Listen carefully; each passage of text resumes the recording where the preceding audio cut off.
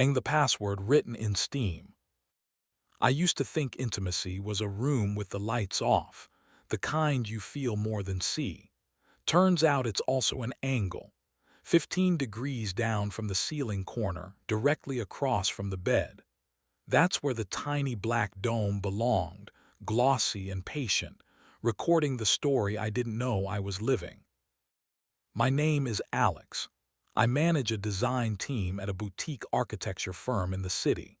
My private life used to be small and precise. Wake to the smell of coffee, kiss Lena's shoulder, read emails in the shower steam, rush to meetings, return to the kind of warm clutter that happens when two people think they've decided to keep one another. We were together 3 years, and I learned to measure my days by her. She could turn the air in a room electric with a single look. She laughed easily, moaned softly, argued hard, forgave slower than anyone I knew. She was a photographer, portraits that saw too much, product shots that made even cheap jewelry ache to be touched. And lately, she had a new client who called himself Marco. I noticed him because Lena got quieter, the kind of quiet that isn't peace but pressure. Her phone started sleeping face down, silenced. She wore perfume on mornings she wasn't seeing friends. She had to reshoot a lot. Photo editing bled into dinner. I told myself it was a big campaign. The first time I asked who Marco was, she said, "A man who pays on time," and kissed me so thoroughly it made the question feel ungrateful. The first proof that something had shifted wasn't a message, or a lip color I didn't recognize, or even a late night. It was a glass. On our bathroom shelf, a single tumbler sitting beside her moisturizer. I lifted it and sniffed. Lemon and something sweeter, not ours, not clean. A ghost of someone else's mouth still clung to the rim. I wiped the glass with the back of my wrist like I'd touched a memory that could stain. The next week I found the camera, tucked like a small beetle above the wardrobe. I didn't mount it. I didn't buy it. And if Lena had, she hadn't told me. It stared down with that indifferent eye, and I stared back, wondering when exactly the story had stopped belonging to me. I didn't say anything that night. I lay awake listening to the sound of her breathing and rehearsed speeches that weren't brave enough to survive the morning. I wanted to be the man who confronted it cleanly. "You put a camera in our bedroom." Why? But that's not the man I was. I took a photo of the camera with my phone and sent it to my work email.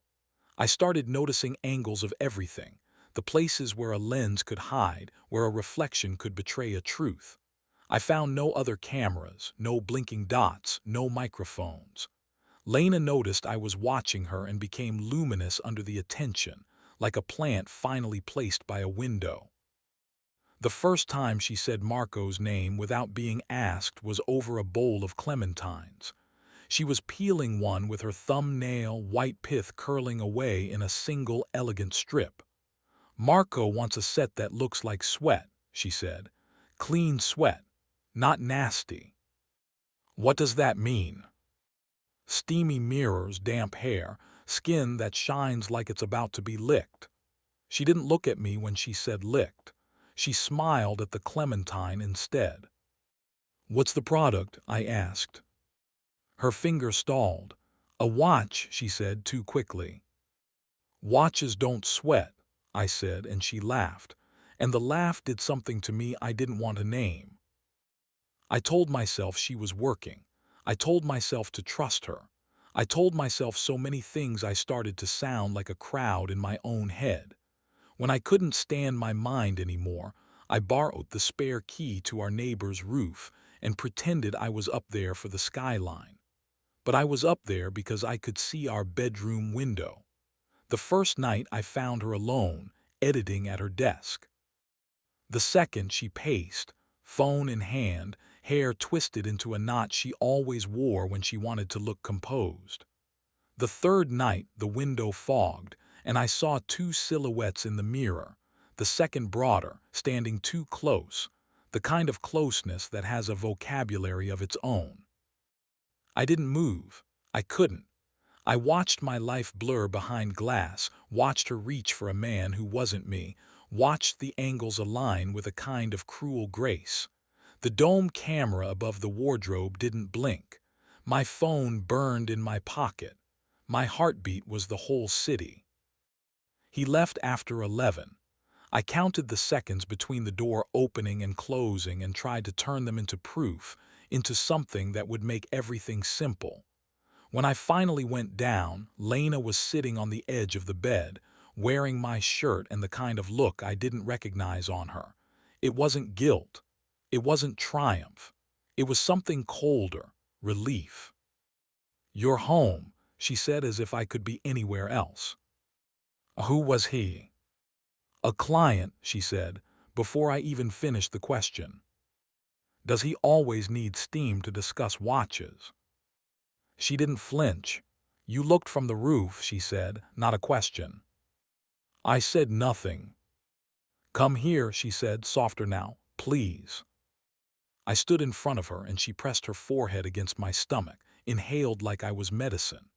Her hands slid under my shirt up my back, fingertips mapping me the way they always had, like she was memorizing. I wanted to push her away. I wanted to pick her up and lay her down and make her forget whoever he was. I did neither. I let her touch me. I let the room fill with that old heat, the one we used to fall into without thinking, and when she undid my belt, I caught her wrist. "What are we doing?" I asked. "Trying not to talk," she whispered, "just tonight." We made love like we were testing something fragile. Her skin still smelled faintly of citrus and something I didn't recognize. I told myself she could smell like any number of things that didn't matter. I told myself too many things again. After she lay on my chest and traced circles over my ribs, the way she did when she wanted to say something and couldn't. "He's leaving soon," she said finally. "The campaign is almost over." "What campaign?" I asked, even though the term felt like a costume. "For his app," she said. "He's building a network for private introductions." "Like dadding." "Like discretion." "Like cheating," I said. She didn't answer. The quiet looked good on her face, which made me hate it even more. In the morning, I noticed a smear on the wardrobe where the camera had been. I stood on a chair and ran my finger over it. She moved it, or someone had. My stomach turned. I checked every corner again. Nothing. No dot, no dome, no witness. I was angry at the absence. Angry she had taken away the one eye that had told me an honest version of my life, even if it was a terrible one. That week, my boss sent me to a pitch dinner for a hotel renovation. It was a small, exclusive property overlooking the river, the kind of place that turned the word "stay" into an experience you had to pay to deserve. The owner's rep arrived late, wind moving through her hair like she just walked out of a fan commercial. She shook my hand and said, "I'm Esme." I knew the name. She was the kind of woman whose last name made lifestyle magazine headlines when she rearranged her furniture. She loved my team's concept sketches for the spa, stone warm to the touch, corridors that whispered, water that seemed to glow from within. She looked at me over a glass of white wine like she'd unwrapped something and wasn't sure if she wanted to keep it or return it. "Come see the property," she said. "Midnight tour are more honest." The hotel at midnight was less a building than a mood. Esme walked me through halls lit like secrets. She didn't touch me, but she did not touch me either. The way her shoulder brushed mine in the elevator, the way she stood too close when she handed me a key card. "Room 408, she said, "for perspective." Inside 408, the walls were soft gray and the bed was the kind you fall into like water. Steam threaded from the bathroom. It smelled like lavender and a story I hadn't heard. "There's a mirror in there," she said. "Old, foxed silver. It makes everything look like it's already happened." I stepped into the bathroom and wiped the glass with the back of my hand. My face looked like it belonged to a man who was about to do something he couldn't take back. When I turned, Esme was in the doorway, laughing softly, not at me, but at the way the steam curled when I moved. She closed the gap like we'd been standing that way all along. "Is this part of the pitch?" I asked. "Only if you want it to be," she said, and then she kissed me. It wasn't a gentle kiss. It wasn't theatrical either. It was the kind of kiss that understood time, how much you have, how much you don't, how quickly a decision can become a doorway. I kissed her back because my body made the choice before my mind could catch up. Her hands slid under my jacket, her mouth a command. When she pulled away, her eyes looked like a dare. "You're not happy," she said. "You don't know that," I said. "I can smell it," she said, and turned the shower hotter. Here is where I could tell you I stepped back, that I remembered who I was, that I left the room with my principles intact. Here is where I could make myself a better man than I was. Instead, I leaned into the steam and the scent of her perfume, and the way the mirror made our bodies look like they were already a memory, and I let myself be kissed again. We didn't go further. Not then. But we went far enough to wake something that had been sleeping inside me too long, anger that dressed like desire, loneliness that dressed like hunger. When I got home, Lena was awake, sitting on the floor with prints spread around her like tiles. "How was your pitch?" she asked, not looking up. "Convincing," I said. "Esme," she said, and her mouth bent around the name like it tasted familiar. "She's beautiful." "You know her." "Marco does," she said. "Everyone does in that circle." "What circle is that?" "The one that pretends honesty is a luxury product," she said, and left the room before I could answer. The next morning I found a password written in the bathroom steam. Not by a hand, but by the way someone had traced it earlier and the mirror remembered. 4 letters, 2 numbers, Marco 7. It faded while I watched. The shower was still warm. Lena hummed in the kitchen like the house was normal. I took my phone, opened a private browser, and tried MARCO7 with our Wi-Fi. A permissions page blossomed, private network access. A prompt, enter to view. My finger hovered. I looked toward the kitchen. I typed it and hit enter. The page opened on a grid of thumbnails. Rooms I knew, rooms I didn't. Hallways, a lobby, a rooftop, the title in the corner, selection for weekend hotel, a camera drift, a corridor, a hand holding another hand. Then a thumbnail labeled 408 live. I tapped. The room bloomed to full screen. The foxed mirror in the bathroom bloomed right after, and in it a woman stood with her hair pinned up, water beading down her shoulder. Not Lena. Esme. She turned as if she heard me. She looked into the camera as if she'd known where it was all along. Then the picture cut out. My stomach hit the floor. I scrolled back. Another thumbnail, our bedroom, dated the previous week. Lena in my shirt. A man's shadow at the edge of the frame. The camera angle from above the wardrobe. A few seconds of footage, a slice of sound. The angle was 15 degrees down. The dome I'd seen. The same black eye. I watched myself arrive home later, watched myself kiss her in the doorway, watched the man vanish into a mirror angle. The footage ended before anything proof-worthy happened. It was heat without the sin, suggestion without the finish. Enough to blackmail with, enough to ruin with, enough to sell, to market, to discreetly monetize, as people say when they want to launder a crime. "Don't keep scrolling," Lena said behind me. I didn't flinch. I just set the phone down on the counter like it was live ammunition. "How long?" I asked. "Long enough to know he's dangerous," she said. "Not long enough to become him." "You let him put a camera in our bedroom." "I let him think he did," she said. "It wasn't recording, not us, not really, a feed, not a store. I only gave him what he already wanted, a possibility." "You wrote the password," I said. I wrote it for you, she said, and her voice was a kind of surrender I'd never heard from her. Because you were going to do something we couldn't return from. You gave Esme access. Esme gave me the network, she said. Marco thinks he runs it. Esme knows better. They're partners until they're predators. What do you want me to do? I asked, because there was always a job beneath the confession. Finish what you started, she said. At the hotel, with Esme. Not what you think, she added quickly. I need you to walk into a room, ask for a glass of water, angle your body toward the mirror, and keep your shirt on. I need you to look like a man who will barter his life for a kiss. That's all he needs, that's all he can sell, and then I need you to take this. She held out a small drive. Plug it into the TV in 408. It'll loop the footage.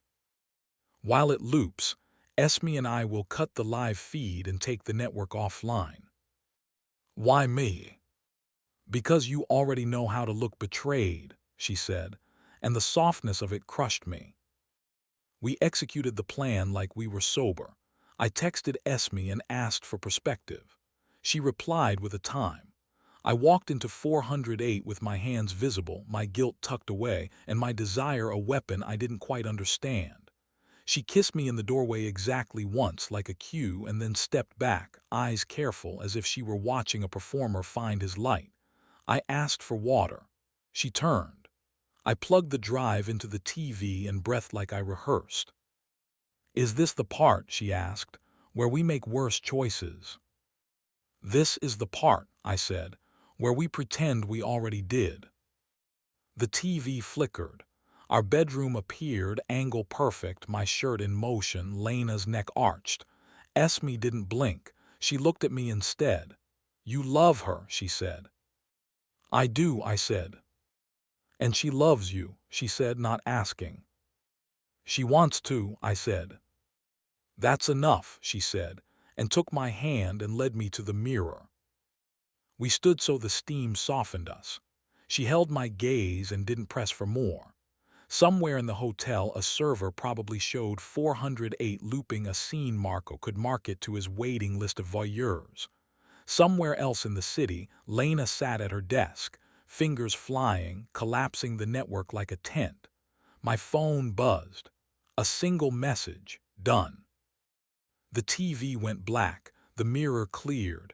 Esme exhaled like she'd been underwater. I'm going to be boring for a while, she said. Marco will scream. He'll threaten. He'll promise to burn us all down, but he can't sell what he doesn't own. Why help us? I asked. She touched her jaw where a small white scar peeked through her foundation. Because I used to believe the lie he sells, she said, and I'm tired of profits built from people bleeding. I left without kissing her again. Outside, the river looked like folded metal. I drove home with the window cracked and my hand open on the wheel, like I was ready to catch something if it fell.